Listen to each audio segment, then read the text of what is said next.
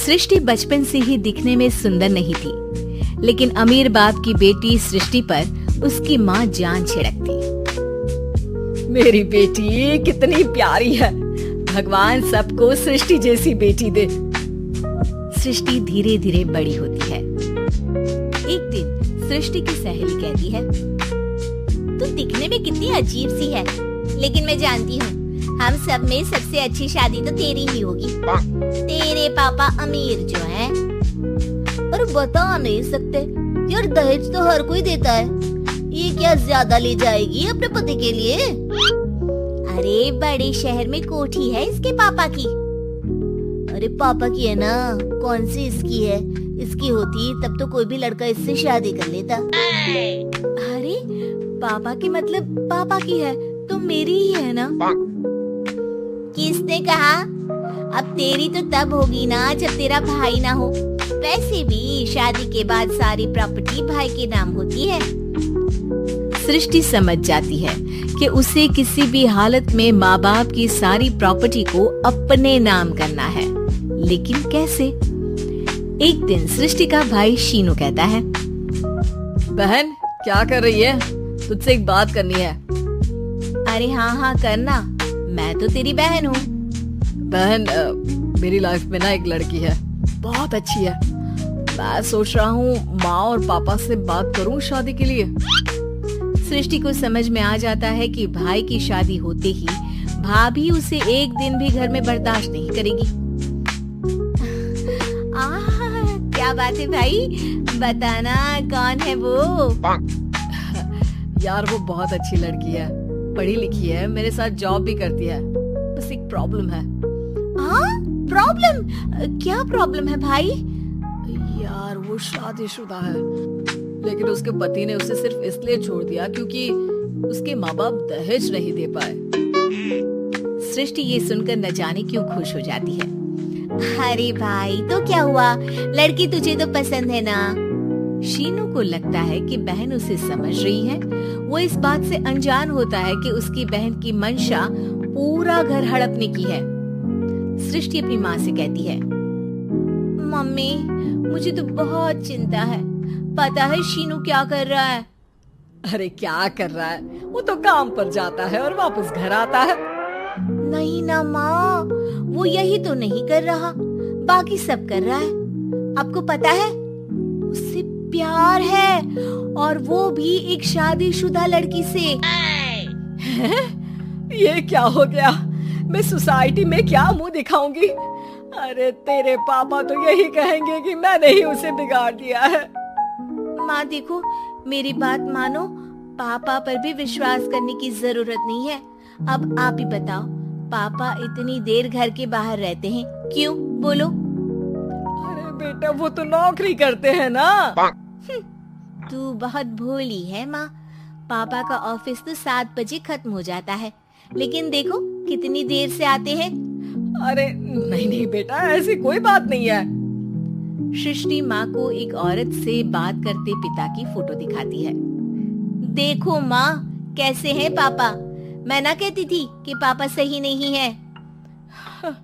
मैं तेरे पापा से बात करूंगी, दे फोटो मुझे। ओ माँ, वो तो डिलीट हो गई।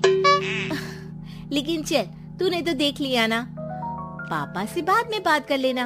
और हाँ, मेरा नाम बिल्कुल मत लेना। हाँ माँ।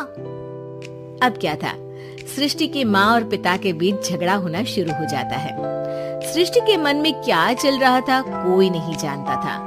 एक दिन, माँ सृष्टि के लिए एक लड़का देखा है, वो लोग शाम को उसे देखने आने वाले हैं। और हाँ माँ, एक खुशखबरी, मैं और पापा मिलकर एक नया बिजनेस ट्राई कर रहे हैं। शाम को लड़का आता है, सांवले रंग का। सृष्टि को तो बिल्कुल भी पसंद नहीं आता। लड़की की माँ कहती है, लड़की का चेहरा तो कोई खास नहीं, लेकिन अगर मेरे बेटे को आप लोग सेटल कर दें तो मैं उसकी शादी आपकी बेटी से करवा दूं। सृष्टि को लड़का बिल्कुल पसंद नहीं था। उसे भाई पर गुस्सा आ जाता है। लड़के वालों के जाने के बाद कहती है, माँ देखा शीनू मेरे लिए कैसा लड़का लेकर आया, न दिखाने लायक न सुनने लायक, सेटल भी नहीं, वो भी हम करें। अरे माँ, मैं जानती हूँ ये मेरी शादी किसी भी घर में क्यों करवाना चाहता है। अरे कैसी बात कर रही है बहन, तूने तो देखा ना, लड़के को मैंने ही मना कर दिया तुझसे शादी के लिए। जिसने लड़का बताया था उसने उसकी बहुत तारीफ की थी। बात आई गई हो जाती है, लेकिन सृष्टि का मन शांत नहीं होता। क्या करूँ, कुछ समझ में नहीं आ रहा। मेरी शादी हो गई तो ये लोग पूरी प्रॉपर्टी शीनू के नाम कर देंगे, मेरे हाथ तो कुछ लगेगा ही नहीं। तभी सृष्टि को आइडिया आता है। वो किसी वकील को फोन करती है। जी देखिए, अगर आपके मम्मी पापा का तलाक हो जाता है तो आपके पिता की आधी प्रॉपर्टी आपकी माँ के नाम हो जाएगी, फिर उसे वो किसी को भी दे सकती है। सृष्टि अब माँ को बेटे के खिलाफ करती है। माँ, शीनू पर नजर रखा करो, वो जिस लड़की के प्यार में है ना, वो शादीशुदा है। यहाँ आएगी, सारा पैसा, रुपया, जमीन, जायदाद सब हड़प लेगी। पापा का भी हाल तुमसे छुपा नहीं है। ऐसा ना हो कि मैं और आप एक दिन सड़क पर भीख मांगे। हे भगवान, मैं तो जीते जी मर जाऊंगी अगर ऐसा हो गया तो। ऐसा हो गया नहीं माँ, ऐसा ही होगा। अभी समय है, आगे का सोच लो। मैं तो कहती हूँ पापा से आधी प्रॉपर्टी लेकर अलग हो जाओ। पापा की आधी प्रॉपर्टी भी हम लोगों को अगर मिल जाती है ना, तो अगले 7 जन्म सफल समझो।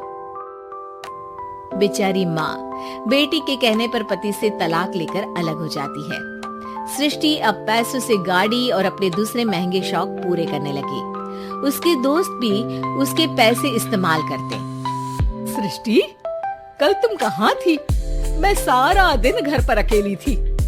तो मैं क्या करूं? मैंने ठेका तो नहीं लिया है ना तुम्हें संभालने का। माँ को सृष्टि से ये उम्मीद नहीं थी। वो बैठकर रोने लगती है। वहीं उसका पति यानी कि सृष्टि के पिता आ जाते हैं। मैं जानता था कि तुम्हारा यही हाल होगा, तो आपने मुझे रोका क्यों नहीं? मैं रोकता तो तुम रुकती क्या? सृष्टि के कहने पर तुमने मुझ पर अपने बेटे पर शक किया, लेकिन तुम ये भूल गई कि कैसे हम दोनों ने मिलकर जीवन में इतना सब खड़ा किया। माँ पति के गले लग जाती है। मुझे माफ कर दीजिए, मैंने आपकी कमाई का एक बड़ा हिस्सा गवा दिया। कोई बात नहीं, तुम साथ हो तो मैं ऐसी 7 प्रॉपर्टी खड़ी कर दूंगा। तभी वहाँ सृष्टि आ जाती है रोते हुए। माँ, मयंक ने मुझे छोड़ दिया। वो बोल रहा था जब तक मेरे पास पैसे थे तब तक ही वो मेरे साथ था। पापा, माँ, मुझे माफ कर दीजिए।